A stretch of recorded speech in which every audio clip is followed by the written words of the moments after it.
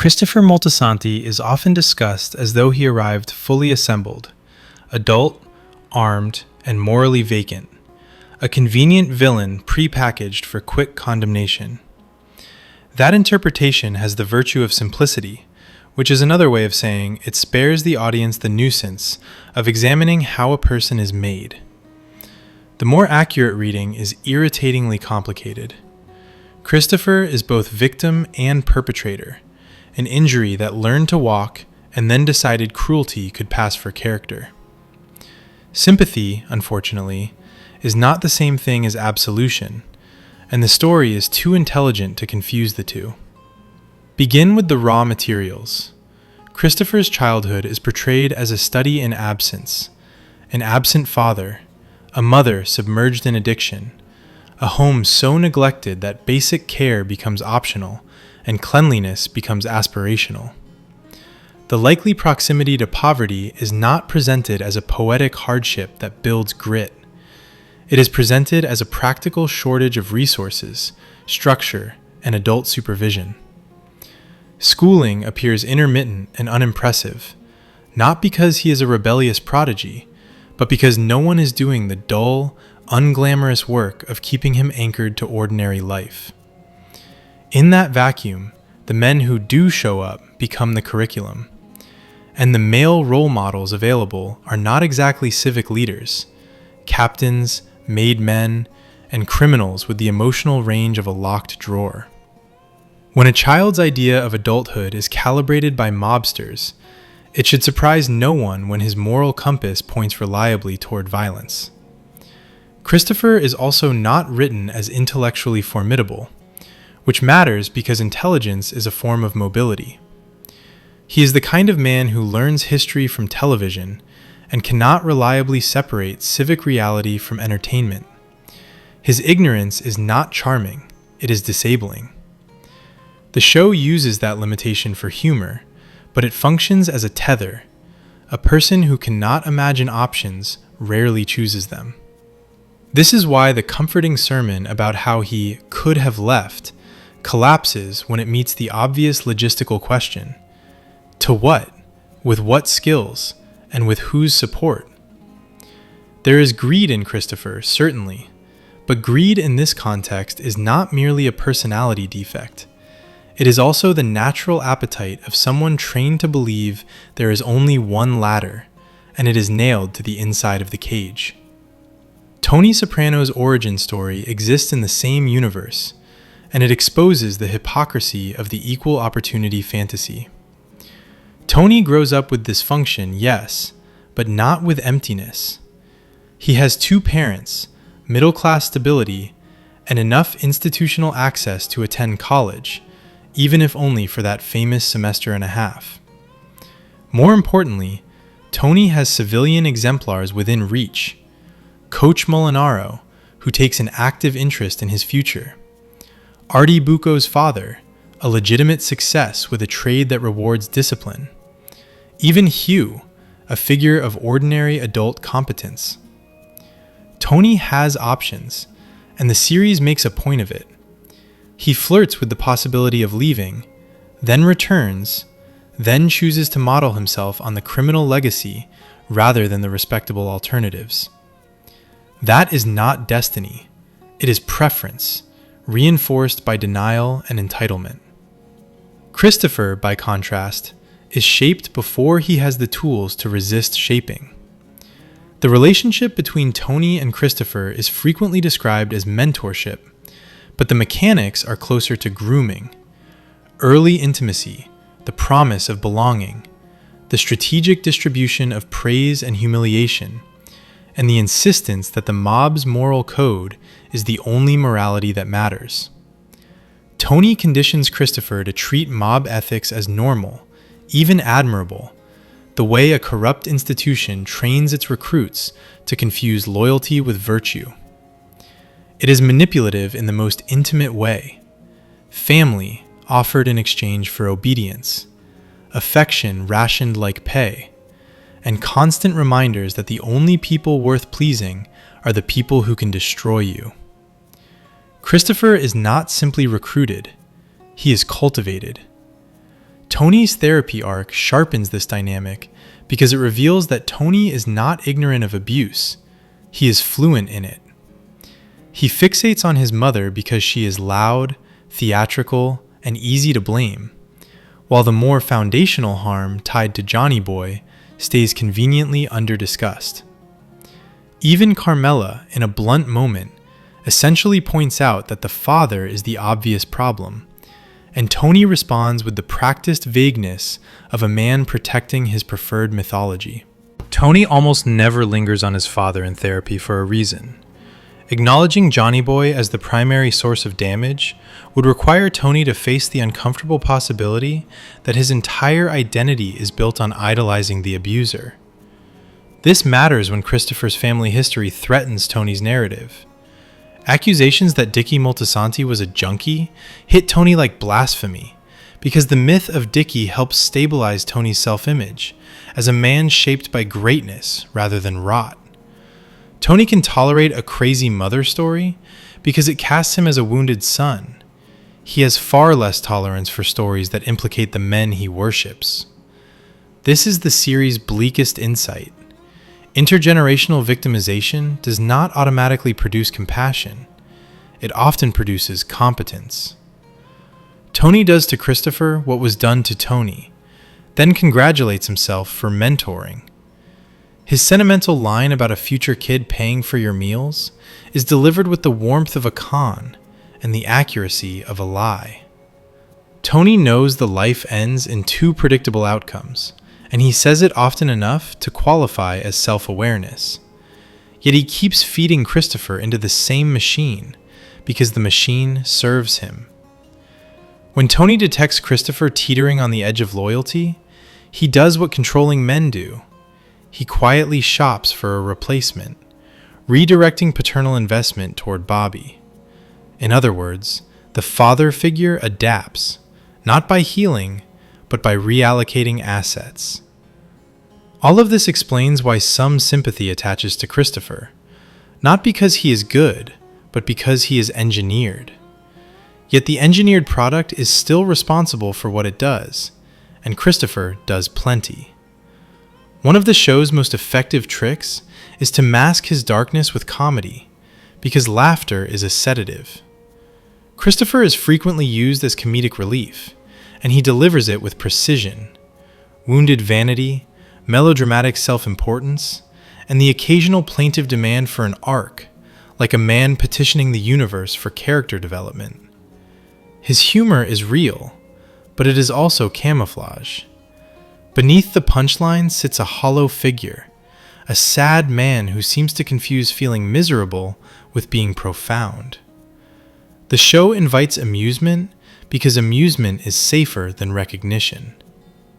The clearest proof is Adriana. Christopher's abuse of her is not a one-off lapse. It is part of the architecture of their relationship. The violence is physical, financial, and psychological, delivered not only in moments of extraordinary stress, but as routine enforcement. Adriana's defining tragedy is not naivete, it is devotion. She wants love from a man who treats love like leverage, and vulnerability like a target. Even in scenes without explicit violence, the predatory undertone is there, the accusatory glare, the immediate suspicion that every attempt at help is betrayal, the reflex to control first and understand later. It is not simply that he hurts her, it is that he seems to require her pain as evidence of his power. The sadness, then, is not merely the abuse, but the simplicity of her wish. She wanted to be loved, and she chose the one man in her orbit most structurally incapable of offering it without conditions. His professional violence is equally chilling because it is so ordinary to him. The series shows him chatting like a normal person with a meal, school, small talk, the mundane surface of life, and then shooting him in the back of the head, dismembering the body, and moving on without visible moral residue. The friendliness is not humanity. It is camouflage for efficiency. He repeats the same tonal whiplash elsewhere, leading a man toward execution while discussing trivial pleasures, joking as though they are headed to a party rather than an ending. This is why Christopher can be chill moments before murder, not because he is a misunderstood sensitive soul, but because killing has been normalized to the point of banality. He does not need to hate someone to destroy him. He only needs a reason that makes sense inside the organization's warped accounting. Even when he kills someone closer to his own ambitions, such as a screenwriting acquaintance, the moment reveals the same coldness, punctuated by a line about being a dark character that lands less like insight than like a man admiring his own reflection in someone else's fear. It is therefore unsurprising that some assessments label Christopher uniquely repellent, perhaps even the worst person in the ensemble. He combines the classic mobster toolkit, murder, intimidation, greed, with a particularly volatile mix of self-pity and entitlement. He is often condescending without having earned authority, resentful without having suffered uniquely, and perpetually convinced he is underappreciated by people who are, in fact, carrying him. He benefits from nepotism so blatant it becomes a running theme. In a world that kills incompetence quickly, Christopher survives repeated disqualifying failures, primarily because of whose nephew he is. On top of that, he is frequently miserable to be around, moody, erratic, prone to rage, and oddly convinced that the universe owes him reverence for merely showing up. When he tries to be funny, he often slides into crudeness. When he tries to be serious, he slides into self-pity. The result is a man who can drain a room's energy and then blame everyone else for being negative. Yet crowning him uniquely evil risks letting everyone else off the hook. The crew's moral baseline is already grotesque. They murder for business, dispose of witnesses, kill informants, intimidate civilians, exploit women, and treat empathy as a punchline. If Christopher is harder to tolerate than his peers, it may be because he lacks the smoothing charm that makes evil palatable.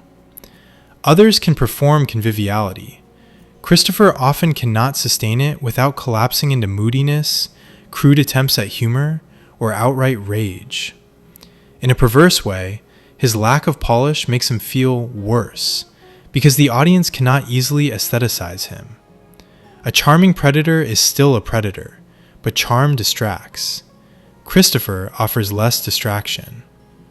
Addiction is where the show refuses to let the audience settle into one verdict. Christopher's drug and alcohol abuse is not merely a personal weakness. It is both symptom and accelerant, the chemical answer to a life designed to keep him spiritually malnourished. He relapses when pressure rises, when shame turns loud, when the emptiness becomes unbearable. He is sometimes high on heroin and depressed about life, then suddenly street smart enough to keep certain truths from Adriana, because information is a weapon, and he understands weaponry. Importantly, he occasionally demonstrates more explicit self-reflection than men who smugly call themselves soldiers and expect moral credit for organized crime. After trauma and near death, he contemplates damnation. The motivation is self-preservation rather than altruism, fear of hell rather than grief for victims. But in this world, even a flicker of reflection looks unusual, because so many men confuse ritual with morality. More than that, he makes genuine efforts to stay clean. He attends recovery meetings, attempts to avoid environments where alcohol and drugs are the default social lubricant, and tries, within the pathetic constraints of his social world, to build a routine that does not end in relapse. This is not heroic. It is the minimum labor of survival. What makes it notable is how his environment responds. Tony and Polly ridicule him relentlessly for sobriety, as though recovery is a personal insult and the inability to drink is a betrayal of masculinity. He does what they claim they want, get clean, then gets punished for the very act of compliance. The cruelty is not incidental, it is cultural. A recovering addict forces everyone else to face their own denial, and denial is the organization's favorite operating system.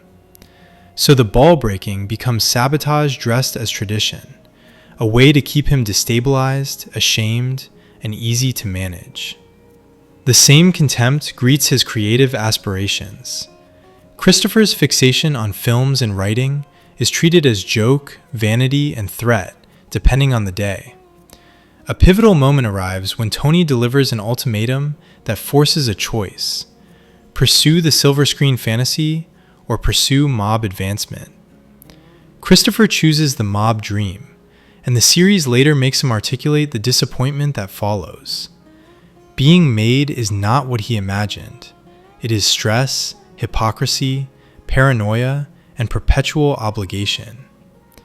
After he sobers up and spends less time marinating in the daily mob ecosystem, he improves dramatically in ways that are almost embarrassingly straightforward. He stabilizes, marries Kelly, cares for his child, and functions better. It is not subtle. Distance from the culture reduces the symptoms. Even his production of a film project becomes proof that, when he steps away from the Bing and the constant performance of cruelty, he can organize, execute, and even succeed. The tragedy is that his success is still stained by mob logic. The film becomes both an outlet and an indictment, a creative act that doubles as revenge fantasy and grievance ledger.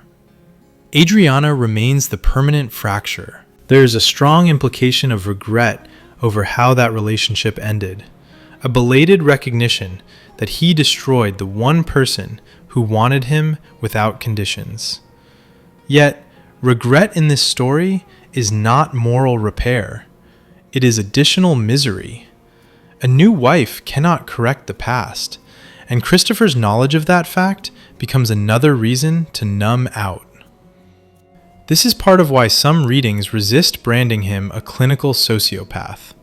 The argument is that he has addictive tendencies as a coping mechanism, self-destructive behaviors as maladaptive responses, and a degree of human insight that occasionally exceeds Tony's, despite Tony's years of therapy.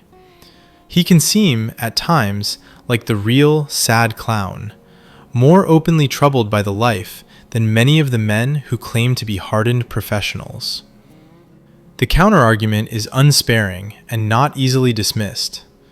Christopher dismembers bodies while conversing as though he is completing errands. He abuses his partner and eventually sacrifices her to the organization.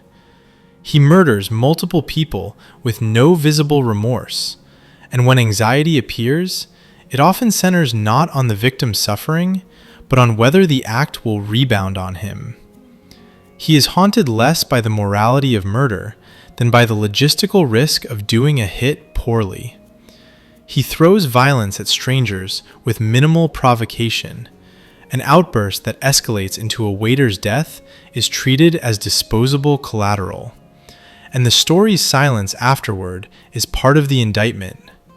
In their world, a life can vanish without even earning a footnote. That is sociopathy in practice, whether or not it fits a diagnostic checklist neatly enough to satisfy armchair clinicians. His conflict with Tony over loyalty and respect supplies another arena for moral dispute. At one point, Christopher pulls a gun on Tony, provoked by Tony's apparent intention to sleep with Christopher's fiancée. Within the mob's own rules, sleeping with another made man's partner is a serious violation, the kind that supposedly warrants lethal consequence.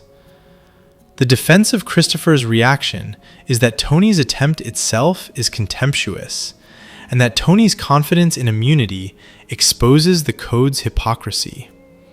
The boss breaks rules because he can, then lectures everyone else about discipline. The counterargument is procedural and merciless.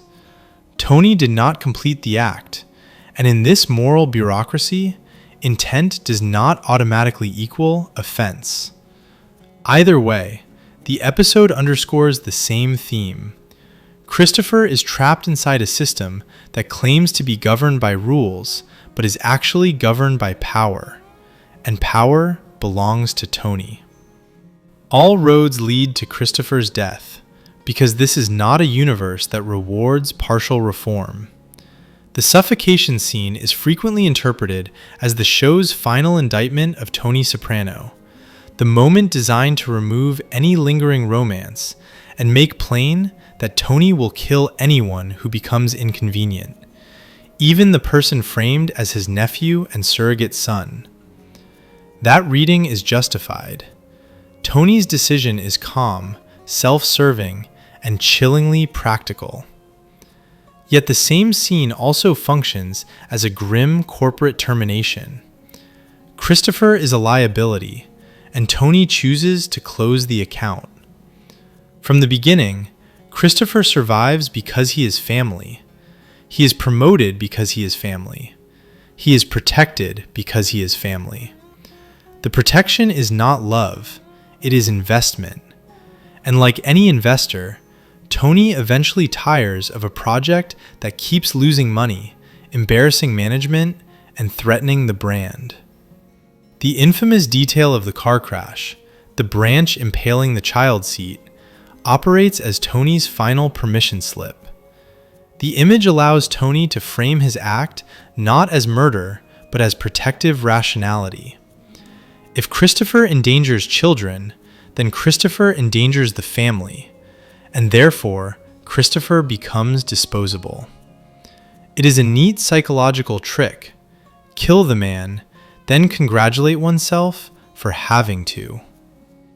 The show adds smaller flourishes that reveal Tony's pettiness and clarity at once, including Tony's contempt for Christopher's choices, even in trivialities, such as buying a vehicle with a sound system that lacks power and presence.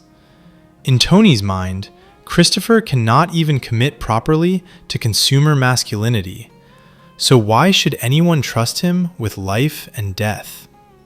Some interpretations insist the act is mercy, that Tony is putting Christopher out of misery because Christopher would not survive anyway. Mercy is not the dominant evidence. Relief is. The scene plays like a man eliminating an ongoing problem and immediately feeling the quiet where the problem used to be. If Tony experiences sorrow, it is largely sorrow for himself and for the managerial inconvenience of having to keep explaining his own choices.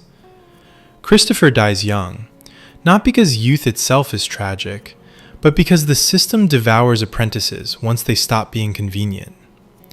This is the final irony of the Tony-Christopher dynamic. Tony groomed a successor he believed he could control, then killed him when control became uncertain. It is the only paternal arc Tony is equipped to complete. Christopher, for his part, dies as he lived, suspended between wanting a different life and lacking the internal scaffolding to build one.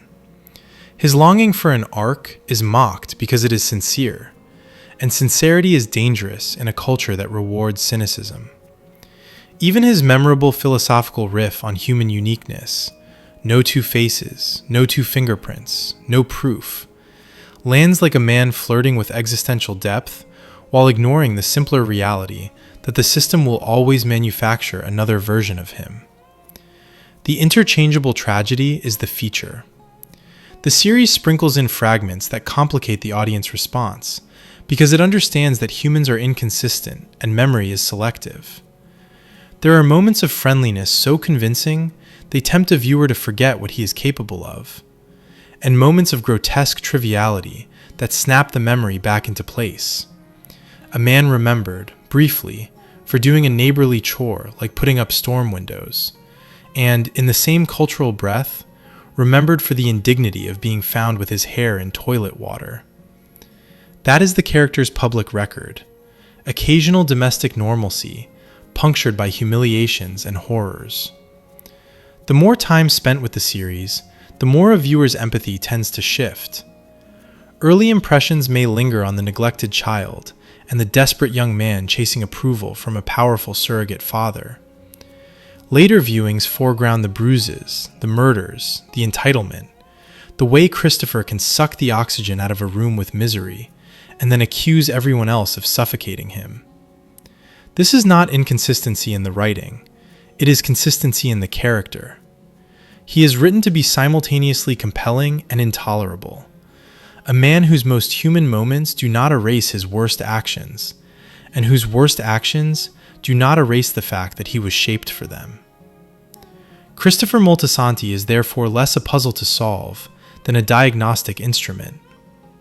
Those who insist he is uniquely irredeemable often reveal a preference for villains who entertain gracefully, who can deliver charm along with brutality, and therefore keep the audience comfortable. Those who insist he is primarily a victim sometimes confuse explanation with exoneration, as if describing the pipeline excuses the destination. The series refuses both comforts. It shows grooming that resembles abuse, men who call exploitation family, and a young soldier who internalizes the lesson so well he becomes both product and advertisement. The clean verdict is also the least satisfying. Christopher is what happens when a system recruits the wounded, promotes the unstable, and then acts shocked when the result behaves like a weapon. The series even leans into the macho folklore. He can smoke in the rain with his hands tied behind his back, as if a parlor trick should count as depth, and it turns his wise guy with big dreams persona into a punchline by ensuring those dreams are always just out of reach, mocked by reality, and by the very men who promised him meaning.